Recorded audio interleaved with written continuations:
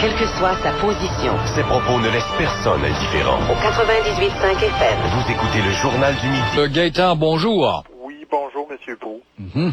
Et que les gens sont négatifs. Oui. J'écoutais notre patriote frustré tout à l'heure, là. Oui. Et il était pas content, hein? Oui, mais sa critique est pertinente. Ben là, pas vraiment. Là, c'était quoi son mouvement de... C'est quoi ça? Non, mais laissez faire le mouvement. C'est un mouvement Non, de mais défense. c'est quoi, D'abord, c'est ça devrait être un mouvement offensif et non de défense. Je veux pas m'en fâcher sur le mouvement. M'en fâche sur le fait où est Champlain. Ben oui, mais Samuel de Champlain, c'est parce que là, vous êtes un historien romantique, comme on le dit, là, c'est-à-dire que vous romancez l'histoire. Mais Samuel de Champlain, c'était loin d'être un ange, hein. D'ailleurs, il y a en 76 les procès de Champlain. C'est un ouvrage de 1500 pages qui a été publié.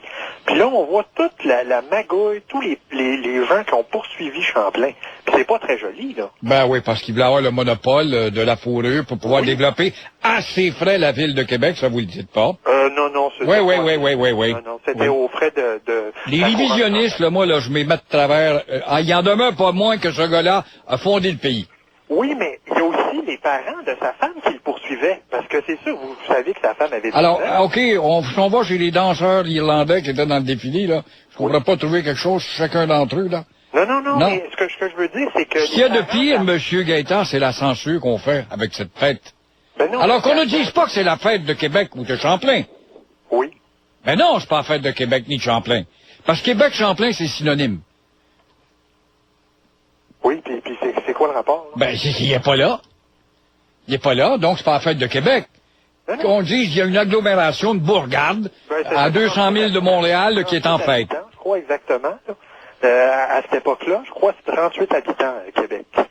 Mais écoutez, Champlain, qu'est-ce qu'il a fait de si spécial, là? Mais pauvre monsieur, je comprends pas, là. Ben, les procès de Champlain, qu'est-ce qu'il a fait? Lâchez-moi tranquille avec les procès. Je sais qu'il y a eu des histoires avec Demont qui préférait à Annapolis Royal, qui était à l'époque Port-Royal, qu'il a fallu qu'il prenne le contrôle de l'industrie de la fourrure parce qu'il n'y avait pas d'argent et il développait, ou il voulait développer timidement Québec à même son argent. Oh non, il n'y avait pas beaucoup d'argent. Écoutez, je vais avoir un très grand... En tout cas, dites ce que vous voulez, là. Oui. J'ai M. Vaugeois qui va venir tout à l'heure, je suis sûr. Ben, un autre propagandiste, c'est ça que vous allez me dire? Ben non, mais écoutez, c'est parce que le problème avec l'histoire au Québec, c'est à la place d'avoir de la vraie histoire, on a tout un groupe là de séparatistes frustrés qui veulent essayer de tourner l'histoire à l'avantage, alors que le Québec a été... Ça n'a rien à voir avec le séparatisme, ça a à voir avec les origines de notre nation. Non, des fausses origines, comme Nelson, qui était soi-disant patriote, alors qu'il était là pour des motifs purement économiques. Tous des mensonges qui nous ont été... Il a quand même été assez brave pour prendre des armes. Ah oui, prendre des il faut pas être un lâche pour ça. Garder ses licences. Non, mais quelle sorte de maudit paillasse êtes-vous, vous? Sortez, bâtard! Monsieur... Qui êtes-vous? Qui êtes-vous? Parlez de même. Vous êtes un traître, un agitateur, un lâche? Non, monsieur... Hey, avant de mettre tout le monde au panier, là. C'est la famille Molson. C'est eux qui ont développé et d'autres anglophones d'affaires. Pas une bande de zouin-zouin, là, de la Nouvelle-France, là. Ah, c'est écœurant. Je vous mettrais mon poing sur la gueule, je l'avais à 2 pouces de vous, là. Je vous mettrais mon poing sur la gueule, vous casserez le nez. Petit trou de cul, de petit trou de cul. Et Jean Talon, que cet enfant, il a rien fait. Mère Diouville n'a rien fait. Marguerite Bourgeois n'a rien fait. Il a fait quoi? Non, ben voilà, je suis dit, moi ça en bas de l'escalier. Petit Christ de trou de cul, de petit trou de cul, de trou de cul de 15 ans. Viens te faire insulter par des bâtards de trou de cul. T'es un bâtard! Tu sais ce que c'est qu'être un bâtard? Petit truc cul. Insulte à mon âme, c'est ce qu'il vient de faire. Et à tous ceux encore qui en ont une. On y va tout de suite avec un premier intervenant qui est Gaëtan. Bonjour. Oui, bonjour, Monsieur Proulx. Oui. Hier, vous parliez qu'il voudrait changer la station Lionel Gros. Cette semaine, oui, quelques fanatiques, oui, des... Ben, ça serait pour quoi, un gars de musique, je crois? Ou... Oui, Oscar Peterson. OK. Parce que, bon, moi, là-dessus, disons, je serais pour, parce que, bon, on sait que Lionel Gros est un personnage très controversé. Oui. Mais qu'est-ce qu'il y a de controversé, monsieur? Ben, on sait que c'est un adepte de M. Joseph Gabineau, qui avait sur l'inégalité des races. C'est un adepte de... Ah oui, il était un disciple de Gobineau. Ah oui? Oui. Oui, vous l'apprenez, continuez. Ben oui, écoutez, puis c'est parce qu'il avait écrit un ouvrage sur l'inéquité des races. On sait que... Il a écrit Notre Maître le passé, je vois que vous ne le connaissez pas non plus. Il a été l'initiateur de l'enseignement de l'histoire dans les universités. Il a été un homme d'un dévouement pour tout ce qu'il y avait de société, pour venir en aide aux inférieurs et les imbéciles, dont vous faites partie vous-même. Ah ouais, moi, sans bas d'escalier, c'est un maudit truc-cul. Truc-cul d'hypocrite. Truc-cul. Ah ouais, moi, sans bas d'escalier. Ça, c'est à la solde des associations de tricoteux de panier, là. Ils sont venus nous dire, nous avons subi une blessure. Toi, mon petit Gaétan de trou du cul, quand ton baveux est allé cette semaine à la Réunion pour dire que ça a été une blessure pour notre communauté, d'honorer Lionel Groulx. C'est pas une blessure pour nous autres et tu t'ouvres pas la gueule, petit lâche, quand on donne une rue à Wolfe.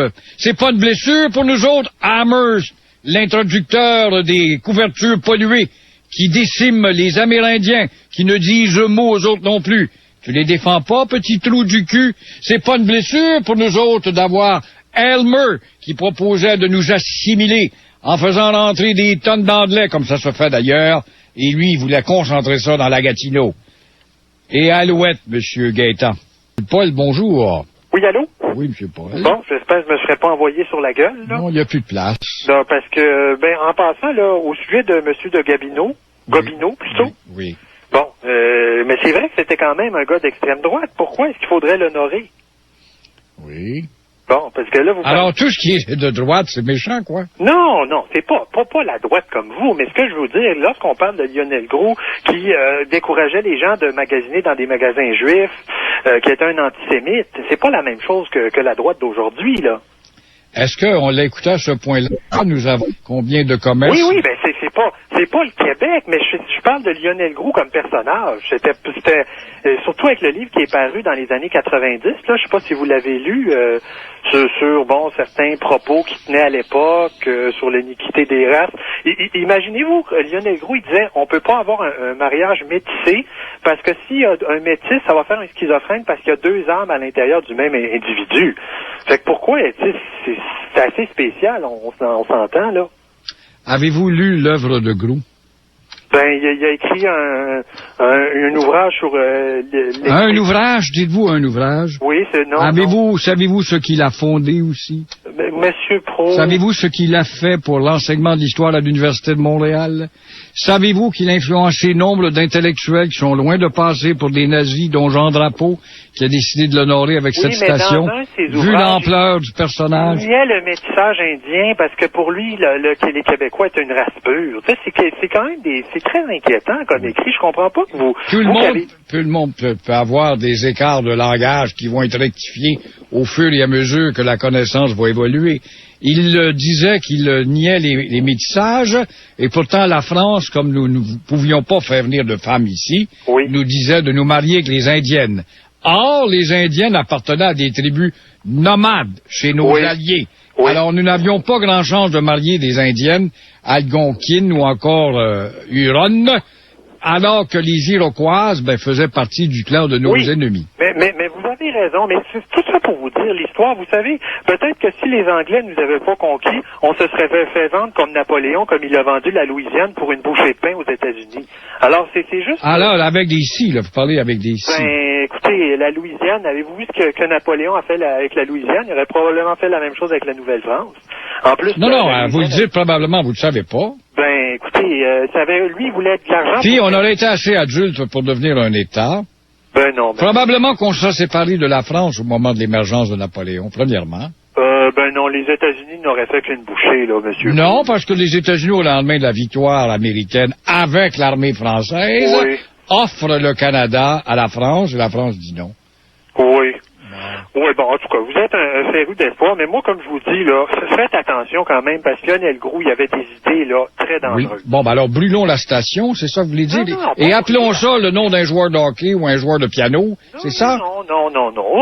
On a d'autres personnes. Non, mais c'est quoi ce révisionnisme malsain et méchant? Regardez donc l'œuvre d'un homme avec ses faiblesses et ses moments forts. Si le bilan des moments forts l'emporte, Bravo et on l'honore. Oui, mais faut pas oublier tous les côtés plus sombres de l'être. Vous comprenez? On peut pas enlever son antisémitisme et tout ça. Faut en parler aussi. Il n'a jamais eu pratiqué de l'antisémitisme. Ça a été charrié par la communauté juive, qui en est une revancharde. Oui, revancharde. Des fois, oui. Alors, arrêtez de tomber dans le panneau de la manipulation. Mais non, Il a même dit qu'il enviait le courage et la fierté de la communauté juive et que nous devrions être semblables à eux. Ah, bon, de ça, je suppose que vous avez lu ça, là. Ouais. Non, en tout cas, tout ça pour vous dire, là, faut quand même faire attention parce que chez les francophones, c'est pas tous des bons puis des méchants. Alors, on est un peuple de pas bons puis disparaissons. Non, mais personne parle de faire disparaître Wolfe. Personne parle de faire disparaître Amherst. Oui, mais monsieur, ça fait des siècles. Là, on parle du 20e siècle. Arrêtez-moi ça. On parle pas d'il y a 4 siècles. Ah ouais, donc vous endurez depuis 4 siècles la présence d'un gars qui vous a sacré une volée. Pas à vous, à votre arrière.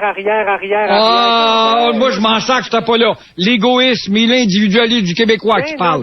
Moi, je suis né en 50, en 49, ça m'intéresse pas. C'est ça que vous me dites, là. Est-ce que les Haïtiens vont dire que les Français les ont vendus comme des esclaves? Ben non, ça fait 3 siècles, on passe à autre chose. Là, je vous parle du 20e siècle. Arrêtez de vivre au 17e siècle. Hey, arrêtez-moi ça, là. Ça sert à rien. De toute façon, ben, je te laisse pas. Non, mais ce que je vous dis, c'est que vous êtes un féru d'histoire, puis il y a des bons, mais il y a des mauvais côtés. Parce que des fois, l'histoire... Je ne suis pas prête à éliminer la station groupe. Ah non, je parle pas forcément de l'élimination, je parlais juste du personnage comme ça. Oscar Peterson... Non, mais ben oui, Oscar Peterson, il mérite un bout de rue, rien de plus. Ouais, non, ça, je suis d'accord avec vous. Bon, au moins, on s'entend là-dessus. Bon, mais en tout cas... Il a été ici une demi-heure, là. On est-tu d'accord qu'Oscar Peterson n'a reçu rien du tout de la présence de son quartier, ne serait-ce que d'apprendre à dire bonjour. Oui, je pense qu'il parlait pas français. Bon, ben alors, puis j'ai jamais préoccupé de ça. Bon, faut pas... Il vivait à Toronto, puis il vivait à New York. On est d'accord? Oui. Bon, ben alors, il mérite un petit bout de rue parce qu'il est né ici, d'accord? Oui, non, c'est ça. Non, mais je parlais certains parce qu'il y a certains... Mais je ne comprends pas votre attitude de dire ça, c'est il y a 300 ans, non, là. mais si on commence à être revanchard sur il y a 4 siècles, on va finir comme dans des pays du Moyen-Orient où c'est des guerres constamment. Parce qu'il y a 4 siècles, il y a eu une insulte. Je pense que le passé, Napoléon... Nous ne sommes pas animés par une religion pour faire des guerres. Nous autres, on n'en a pas de religion. Non, mais c'est juste ressasser le passé il y a 4 siècles. Pour moi, c'est terminé. Là, on est autre chose. Au 20e siècle, il y a eu beaucoup de grands personnages. Oui, mais monsieur Paul, là, vous parlez... En quelle année vous êtes né, vous? Moi, je suis né en 1960. Bon. Ah ben, il est en plein au début du régime des Lumières tamisées. Oui, non. Alors donc, non, avant 1960, rien ne comptait. C'est un peu ça que vous me dites, là. Non, mais pas avant 1960, mais avant 1560, oui. Si on parle du 20e Bon, ben alors, siècle, le Wolfe, c'est 1760. Non, mais monsieur, 59. je le sais, là, mais ce que je veux dire, c'est pourquoi revancher... si vous voulez en parler, pas de problème, mais dire c'est un pas bon, puis il nous a eu... Comme je vous dis, on aurait Non, peut-être été je dis qu'en tant que colonisé, il n'est pas normal d'avoir en ses murs des statues ou des monuments ou des rues de gens qui nous ont humiliés. Oui, mais exemple Nelson, qui n'a rien à voir avec notre histoire. Exemple Elmer. Exemple Wolfe. Oui, mais les Anglais ont aussi développé. Il y a la famille Molson. Il y a d'autres Anglais qui ont développé économiquement le Québec. C'était eux les plus forts en termes d'économie. Écoutez, là, Molson, il faudrait refaire l'histoire. Et vous allez trouver des ombrages également chez Molson qui, avec les concurrents, vont s'emparer du marché. Et là, on a inculqué pendant des siècles, nous n'avions pas la bosse des affaires. C'est évident. Les infrastructures passent du jour au lendemain aux mains des conquérants, dont Molson, qui aura le contrôle exclusif de la bière. Les experts, c'est eux qui ont inventé le concept de réserve fédérale, le concept de monnaie qui n'était pas forcément basé sur des réserves d'or. C'est des grands innovateurs, les anglophones. Faut pas l'oublier, ça. Mais je ne nie pas le talent des Anglais qui sont partout au monde et qui ont eu l'audace de toujours prendre ce qui était créé par d'autres. Les Portugais, les Espagnols et les Français. Ils en ont créé. La réserve fédérale, c'est eux qui l'ont créé. Puis le régime parlementaire, c'est eux qui l'ont créé. Oui, vous êtes pas mal loin, là, M. Paul. Ça m'a fait plaisir, on a plané très haut. OK, merci.